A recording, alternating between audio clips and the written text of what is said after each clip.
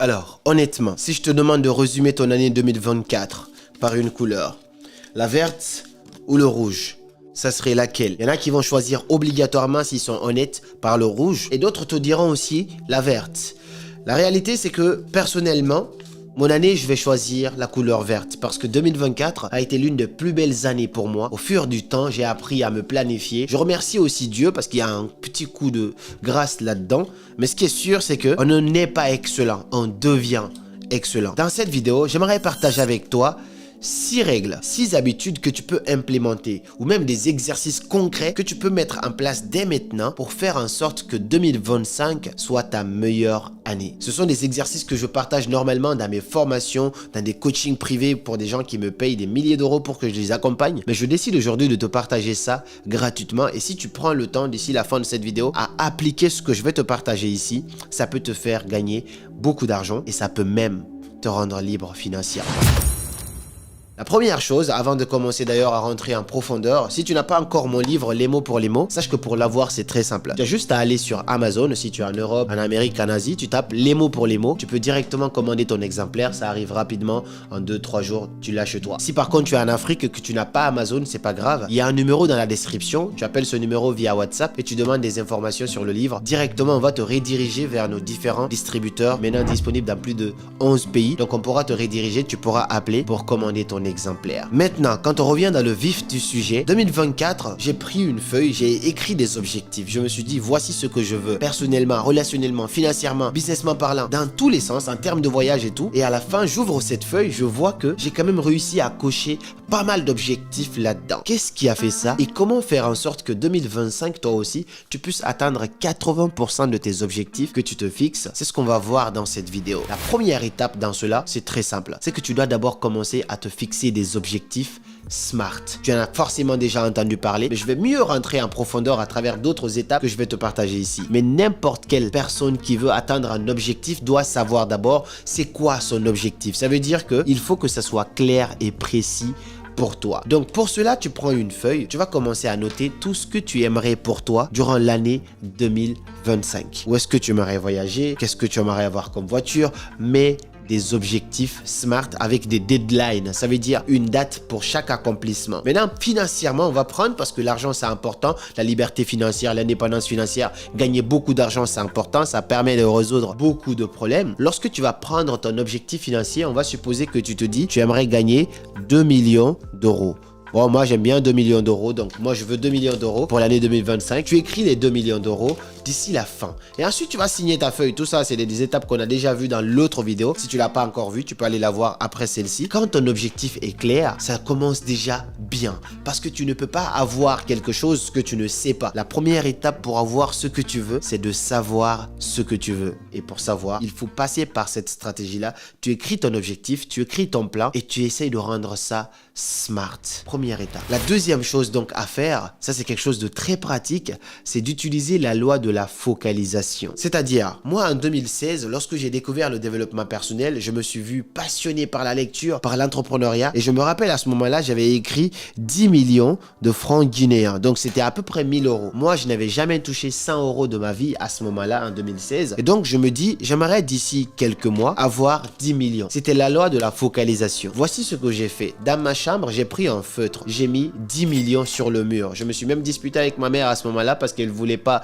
que j'écrive sur le mur. Mais moi, j'ai écrit 10 millions. En face de moi, quand je suis couché dans mon lit, il y a marqué 10 millions. Quand je regarde au ciel, il y a marqué 10 millions. Sur mon fond d'écran, j'ai mis 10 millions. Derrière mon téléphone, j'ai mis 10 millions. J'ai même pris la peine de prendre un feutre, un marqueur pour mettre 10 millions sur ma peau. C'est-à-dire, j'étais obsédé. Je te demande pas de faire ça. Ça veut dire que tu fais en sorte que ton cerveau soit concentré, focus à 100%. C'est comme la concentration du soleil face à un seul trou. Ce trou-là, si tu l'orientes vers un papier, tu peux mettre le feu. Et bien, c'est exactement ce même principe-là que tu vas mettre en place par rapport à un objectif qui te tient à cœur, de préférence financier, parce que ça permet de résoudre beaucoup de problèmes. Tu mets le montant que tu aimerais avoir financièrement d'ici la fin de l'année en sachant exactement ce que tu vas faire avec ce montant-là. Tu te dis, j'aimerais faire 2 millions de chiffre d'affaires dans mon business, j'aimerais gagner 100 000 euros, ainsi de suite. Lorsque tu vas écrire ça, tu vas essayer de faire en sorte d'être obsédé par ton objectif. C'est vraiment une étape clé. C'est pas la loi d'attraction parce que ça veut dire juste tu écris, tu t'assois. Non, c'est c'est la loi de la focalisation. Et la loi de la focalisation inclut la loi d'attraction parce que tu essaies d'attirer cela avec une sorte d'énergie, mais c'est parce que tu es focus que tu peux attirer cela. C'est comme quand je te dis, regarde autour de toi, essaye de regarder maintenant les voitures rouges quand tu sors. Et tu vas voir qu'avant tu ne remarquais pas, mais finalement tu vas compter beaucoup plus de voitures rouges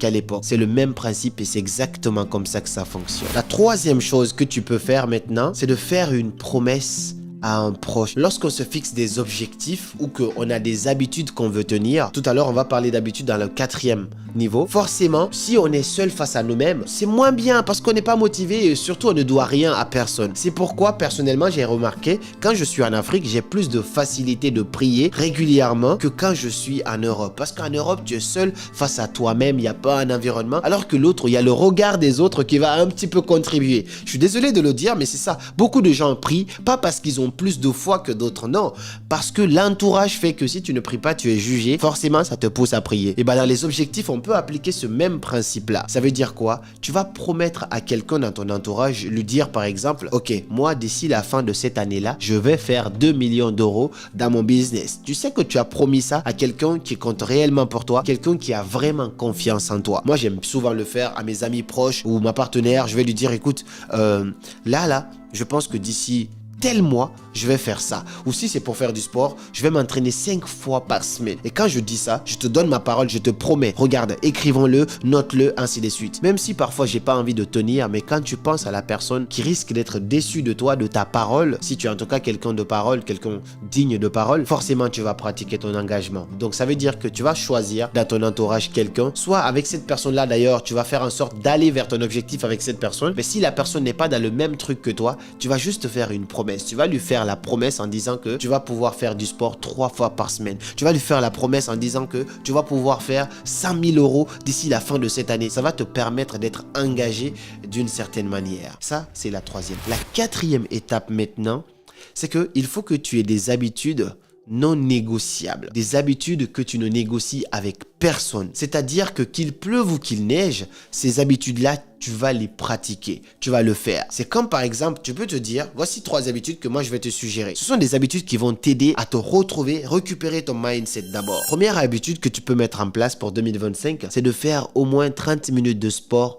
chaque jour. Bon, moi je vais te dire 5 fois dans la semaine parce qu'au moins il faut se reposer. Mais au moins 5 fois dans la semaine, tu vas faire 30 minutes de sport. Est-ce que c'est du cardio? Est-ce que c'est de la musculation? Mais faire du sport, ça va te permettre de récupérer ton corps, ton mindset. Tout ça, c'est hyper important. Tu vas être en forme. Et quand tu es en forme, forcément, tu vas pouvoir produire de résultats incroyables parce que ton niveau d'énergie est beaucoup plus élevé. Ça, c'est une première habitude que tu peux installer et tu vas faire la promesse de cela à quelqu'un. Voilà, on l'a déjà vu dans le 3e point. Deuxième habitude que tu peux mettre en place, c'est de lire au moins 30 minutes d'un livre chaque jour. 30 minutes, tu prends ça. Pour moi, 30 minutes sur mon truc, je pense que tu peux le finir facilement parce qu'il est tellement facile. Donc, tu te dis tous les jours, 30 minutes de lecture. Parce que si tu ne lis pas, tout savoir qui n'augmente pas tous les jours diminue tous les jours. Toute richesse qui n'augmente pas tous les jours diminue tous les jours. C'est le même principe. Donc, tu vas te dire 30 minutes de lecture chaque jour. Ça aussi, tu peux faire la promesse à quelqu'un. Je pense que ça va te permettre de pouvoir tenir cela. Et ensuite, 3e habitude que je peux te dire, c'est d'interdire par exemple la cigarette, l'alcool, peu importe ces trucs négatifs, les paris sportifs. C'est toi qui vas te fixer 3 habitudes non négociables qui vont te permettre d'aller vers ton objectif. 3 habitudes non négociables. D'ailleurs, d'ici la fin de cette vidéo, je veux que tu mettes en commentaire quelles sont les 3 habitudes non négociables que tu comptes mettre en place toi pour l'année 2025. Ou est-ce qu'il y en a d'autres habitudes, mais quelles sont les 3 non négociables pour toi? Partage ça dans les commentaires, ça m'intéresse vraiment. 5e habitude ici, 5e chose que tu peux faire qui va transformer et faire de 2025 ta meilleure année, c'est un gros sacrifice, c'est de faire du deep work pendant 2 heures du temps tous les jours sur un projet qui te tient à cœur. Je ne sais pas ce que tu fais. Est-ce que tu es salarié? Est-ce que tu es entrepreneur? Est-ce que tu es étudiant? Est-ce que tu es chômeur? Peu importe les occupations que tu as, il faut que tu parviennes à te dégager 2 heures du temps tous les jours. Si tu as beaucoup de temps, mais dis-toi juste 2 heures. Tu prends un minuteur comme ceci, tu vois, tu programmes ton heure, tu te dis, là je vais bosser par exemple 60 minutes, là, tu appuies dessus et tu commences à bosser pendant 60 minutes. Tu bosses sans interruption, sans téléphone, deep work, rien d'autre, juste à bosser sur le projet qui te tient à cœur. Est-ce que c'est sur ton business? Tu bosses 2 heures là-dessus. Si tu fais ça, 2 heures du temps, au bout d'un an, tu seras méconnaissable. personne ne te reconnaîtra tellement tu auras progressé. Les gens négligent le petit temps qu'on passe en étant concentré. Mieux vaut être concentré 2 heures du temps seulement et faire autre chose plutôt que de ne pas être concentré et passer 9 heures du temps là sans rien foutre. Ça m'arrivait moi aussi. Je pouvais passer 9 heures du temps devant mon bureau à rien branler. Je suis là, je travaille un peu, je touche mon téléphone, je travaille un peu, je parle à quelqu'un. Non, mais par contre, lorsque je jette mon téléphone, je me dis, je vais juste bosser d'abord 1 heure. Ensuite, je fais une pause. Après, je reprends encore 1 heure en étant concentré à 100%. Les résultats que tu peux avoir, personne ne peut les estimer tellement ça sera énorme. Juste 2 heures du temps. Imagine maintenant si tu peux encore aller plus loin, 4 heures, ainsi de suite. Mais l'habitude que tu vas installer ici, ça m'a énormément aidé. Chaque jour, 2 heures du temps sur un projet qui te tient à cœur. Est-ce que c'est parce que tu as envie de lancer un business à côté de ton boulot, de ton job que tu n'aimes pas ou à côté de tes études? Peu importe ce que tu as envie de faire, 2 heures du temps à fond. Focus, sans distraction, sans téléphone, sans blablater avec qui que ce soit. Une fois que tu as fini les 1 heure, tu fais une petite pause, ensuite tu repars, mais fais en sorte que le temps total de travail sur le projet soit de 2 heures. À la fin, tu seras étonné de tes propres résultats. La 6e habitude ici, la 6e chose que je te conseille de faire si tu veux faire de 2025 une meilleure année pour toi, au-delà de tout ce que tu as planifié et de tout ce qu'on vient de voir dans cette vidéo, c'est d'avoir un rendez-vous social au moins 1 fois par semaine. Les gens nous ont menti. La réalité, c'est ça. Même moi, personnellement, on m'a menti. On nous a fait comprendre que pour réussir, il faut s'isoler de tout le monde, ne voir personne, juste travailler, ainsi de suite.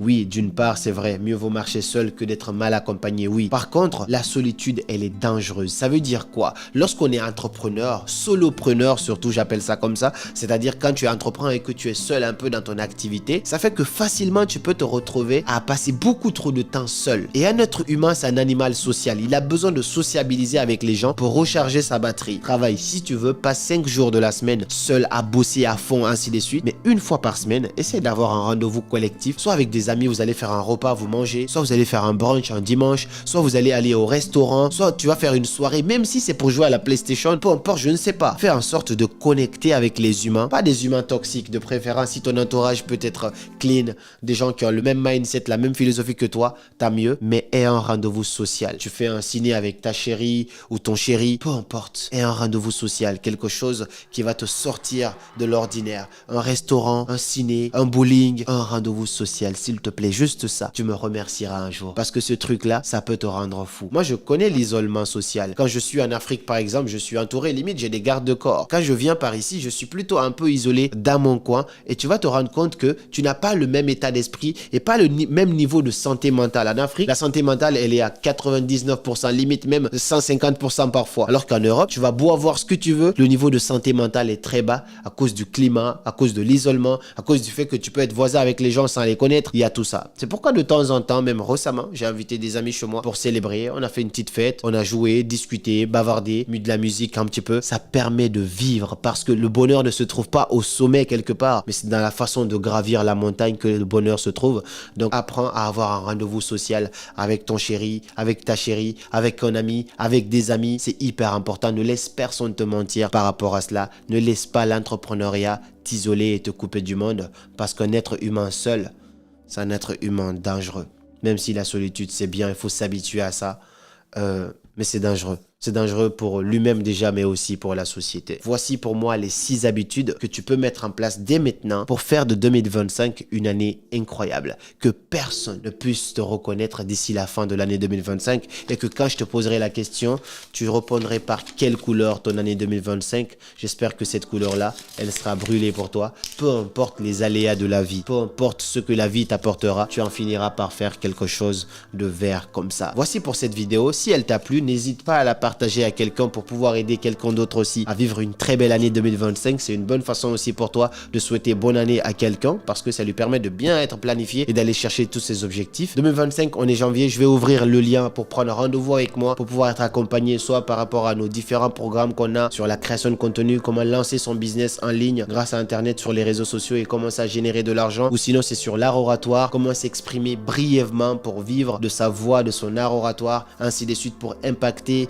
et avoir du charisme lorsque tu prends la parole. Tout ça, il y a des formations qu'on est en train de mettre en place par rapport à tout ça. Tu peux réserver un appel et ça nous permettra de savoir vers quoi on peut te rediriger. Et puis moi, je te dis à très bientôt pour de nouvelles vidéos. Et comme toujours, c'était Karamo.